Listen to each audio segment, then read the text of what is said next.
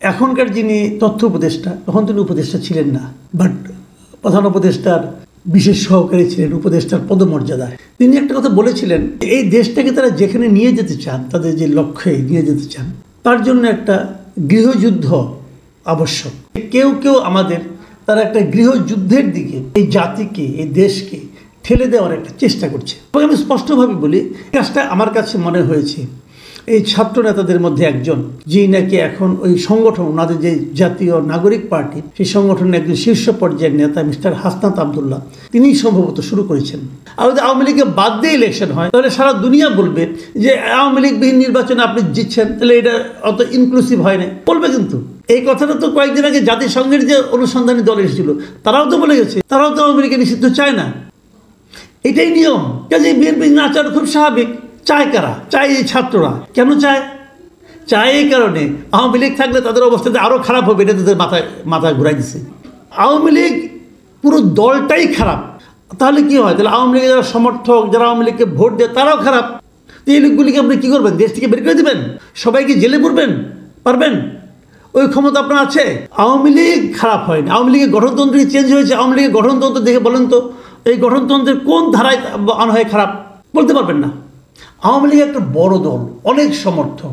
এই দল যারা পরিচালনার দায়িত্বে ছিল গত কয়েক বছর, তারা খারাপ করেছে।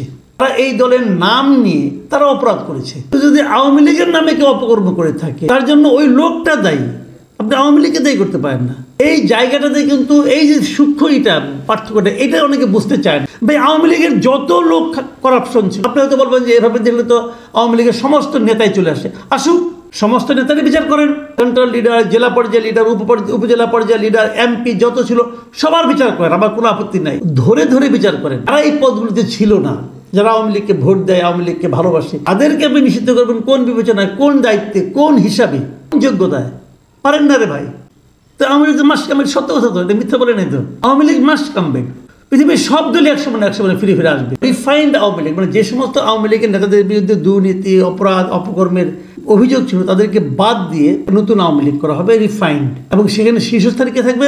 সাবের হোসেন চৌধুরী, শিরিন শারমিন এবং তাপস। তাপসকে যদি আপনি আনেন আওয়ামী লীগের মাথায়, সে রিফাইন্ড হলো কি করে? একই জিনিস হলো। আওয়ামী লীগ আমলে সবচেয়ে দুর্নীতির অভিযোগ যে সমস্ত আওয়ামী লীগের লিডারদের মধ্যে ছিল, তার মধ্যে তাপস হলো শীর্ষস্থানীয় একজন। তাকে দুর্নীতিতে হারাতে পারবে এমন লোক মনে হয় খুব কমই ছিল। আমি জানি না, কেউ পারলে পারতেও পারে। আওয়ামী লীগের লিডারদের মধ্যে বেপরোয়া, তার চেয়ে বেশি করাপ্ট, তার চেয়ে বেশি আপনি কি বলবেন, এটা অসভ্য দ্বিতীয় আর কোনো নেতা ছিল কিনা আমার সন্দেহ আছে। কিন্তু মানুষই মনে করতো না। এই লোক বলেছিল, একজন সেই চিফ জাস্টিসকে তাকে নামিয়ে দিয়েছিল, এই লোক বলেছিল। আর তাকে মাথায় আনলে রিফাইন্ড আওয়ামী লীগ হয় কীভাবে ভাই? এই দুজনকে আমি জানার খুব আগ্রহ ছিল।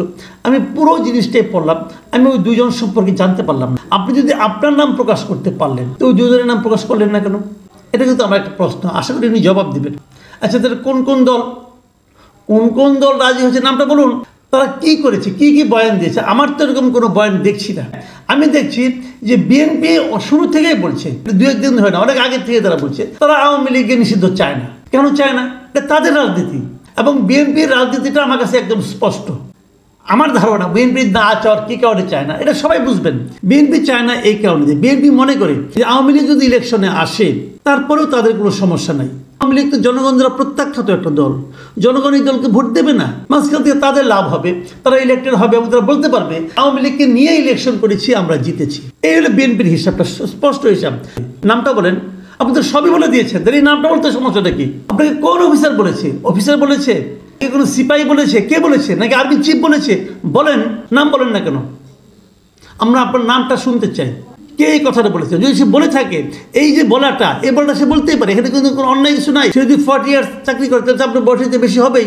আবার এখানে নাকি আরও বলেছে যে তাছাড়া আওয়ামী লীগ ছাড়া ইনক্লুসিভ ইলেকশন হবে না। এই কথাটাকে ওই আর্মি ভদ্রলোক বলেছেন, ওনারা বলেছেন। যদি এই কথাটা বলে থাকে, এই কথা ভুলটা কি আছে?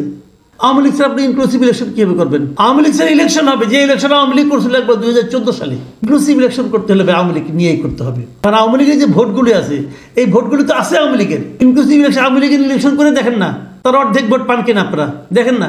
এত সোজা। মানুষের মন জয় করতে হয় ভাই। ভোট পেতে হলে মানুষ আপনাকে একটা ভোট দিবে, বা উল্টাভাবে মানুষের কাছ থেকে এই ভোটটা আদায় করতে হবে।